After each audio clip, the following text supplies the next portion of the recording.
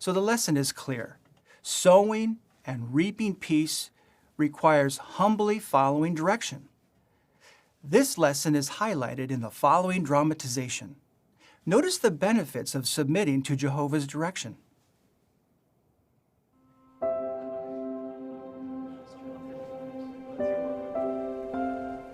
You see, the pandemic lasted longer than any of us expected. And all the conflicting news reports just added to the stress. Then my sister lost her job and had to move in with us. So yeah, it was me and Kelly, Nicole, and Dad. 20 seconds, son. 20 seconds.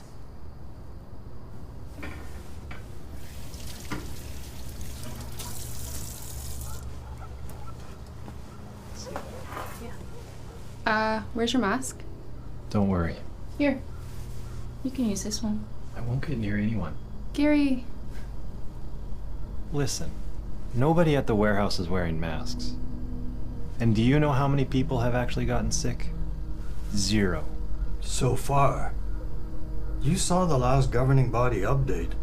We can't let down our guard. Not now. Dad, I get it, okay? Look, I think it's great that the brothers are trying to keep us safe. But But what? don't you think that they're, overreacting?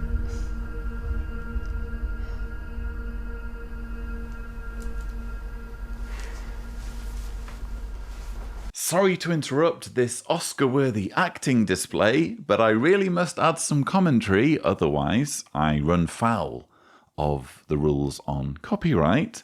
We're watching the symposium item from the Sunday morning of the Pursue Peace 2022 convention. How they sowed and reaped peace, the Gibeonites. It's being taken by Ronald Curzon, a helper to the teaching committee. And yes, it's the next installment in this series of dramatizations. It's quite dark, isn't it? That, the mood here and in the previous installment just seems quite tense and quite dark. And I can imagine if I were a child in the audience, because bear in mind, this is compulsory viewing for all Jehovah's Witnesses, including families. I can imagine if I were sat in the audience as, let's say, a 7, 8 or 9-year-old, thinking, first of all, I can't really relate to this. It seems a bit dark and scary. And second of all, why is everyone in such a terrible mood? Aren't these supposed to be our brothers and sisters? Aren't they supposed to be kind and loving to each other? Instead, we have tension and we have, brothers arguing, just like we had depicted in the previous session with the whole drama about the YouTube or quick post video about jewelry. What we're seeing here again is more portrayals of Jehovah's Witnesses behaving badly. And I think this particular installment, I know, it's targeted at Jehovah's Witness anti-vaxxers. This is the belated response, in my opinion, to the problems the governing body had and probably continues to have during the pandemic with a significant percentage of Jehovah's Witnesses who don't take social distancing and COVID precautions seriously. And if you ask me, laudable though the organization's response has been with regards to social distancing and encouraging people to get vaccinated and take the pandemic seriously and take precautions, in many ways, its anti-vaxxer problem is of its own doing. In other words, what do you really expect if you're an organization that for decades has encouraged cynicism when it comes to science? bordering on outright science denial. This is an organization that throughout the decades, in its publications and indeed in its videos, has claimed that scientists are involved in some satanic conspiracy when it comes to evolution. So Satan wants to fool the entire world into thinking that life evolved, and he's somehow managed to get all of the world's scientists, or to be specific, the consensus of the world's scientists, to support him in spreading this lie about evolution. That's the Jehovah's Witness narrative. Science denialism has been basically their bread and butter for decades. And now with the pandemic, they are reaping what they have sown. They've ended up with this vast reservoir of believers who are not just scientifically illiterate, but fundamentally distrustful of scientists due to what they've been told by their religion.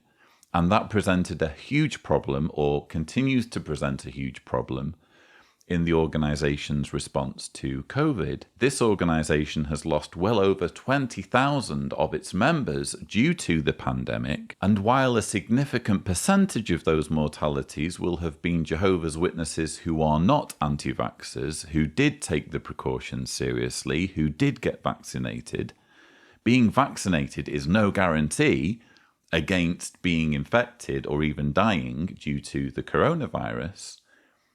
Almost certainly, a large number of those fatalities could have been avoided if individual Jehovah's Witnesses had taken the pandemic more seriously. It was just obvious in the announcements that were going out, in the various videos and governing body updates, that the organization was really struggling to get all of its members to be on the same page when it comes to taking precautions. And now here we are in 2022, and we're seeing material that was probably filmed at least a year ago while we were in the middle of all that, while the organization was desperately flailing around, trying to, quite frankly, keep its members alive. But of course, it wasn't the brothers who had the problem. It was me.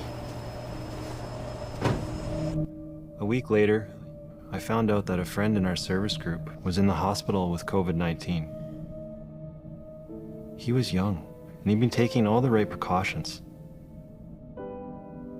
I had really let my guard down.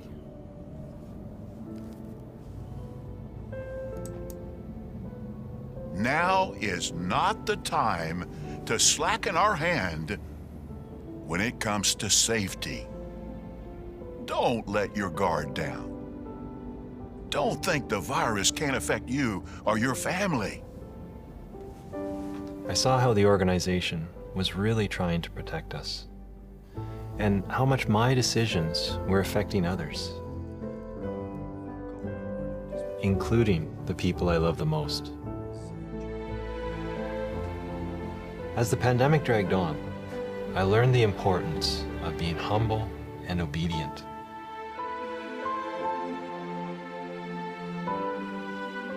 Following Jehovah's direction didn't just help us stay safe.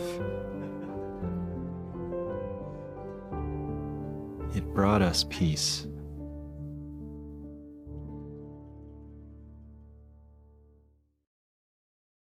What timely lessons, especially with all that we are facing today.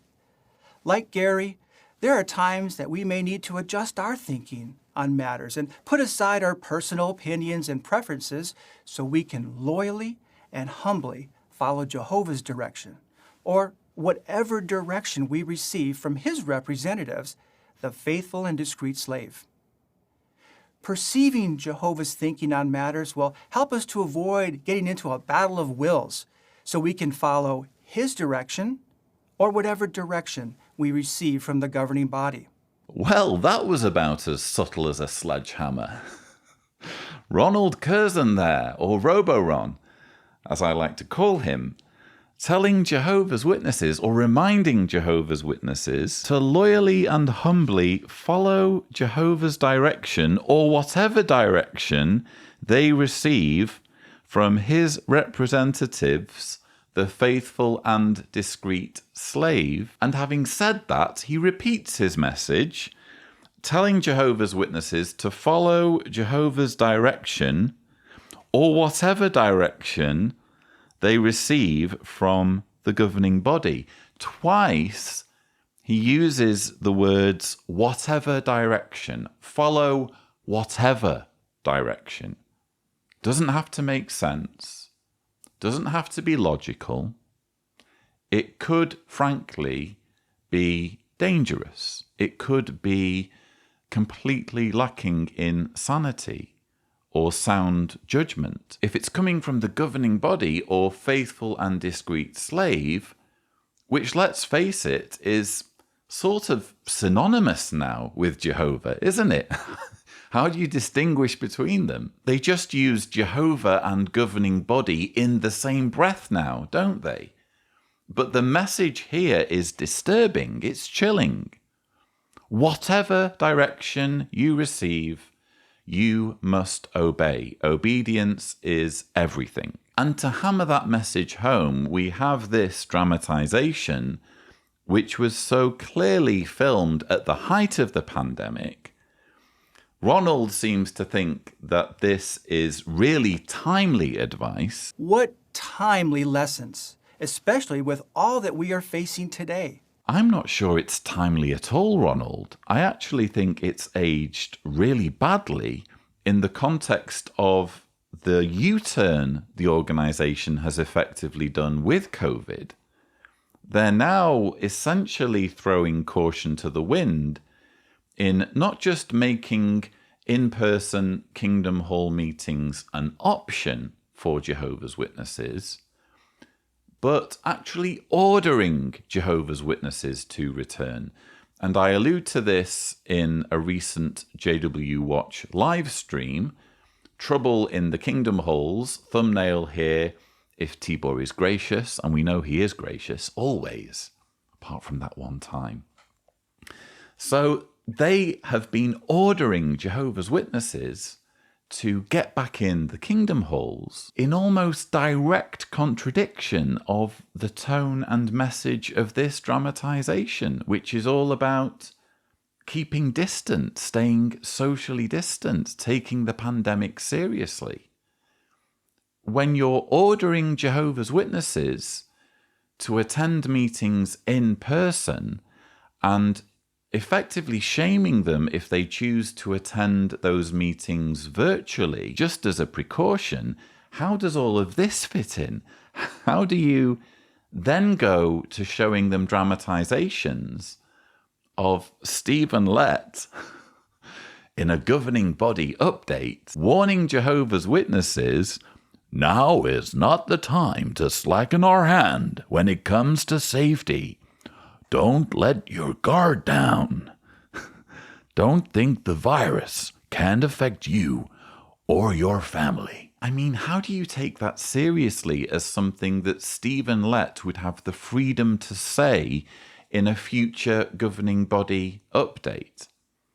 Quite apart from how self-indulgent it is for the governing body to be presenting themselves in this way and to be showing how prominent they are or how prominent they should be in people's lives, with Jehovah's Witnesses apparently supposed to hang on their every word and say things like, don't forget what they said in the last governing body update. Quite apart from all of that, how do you float the idea of the governing body telling Jehovah's Witnesses not to slacken, not to be complacent, when the evidence seems to be that organizationally, when it comes to ordering Jehovah's Witnesses back to the Kingdom Halls, that's exactly what the governing body themselves are doing.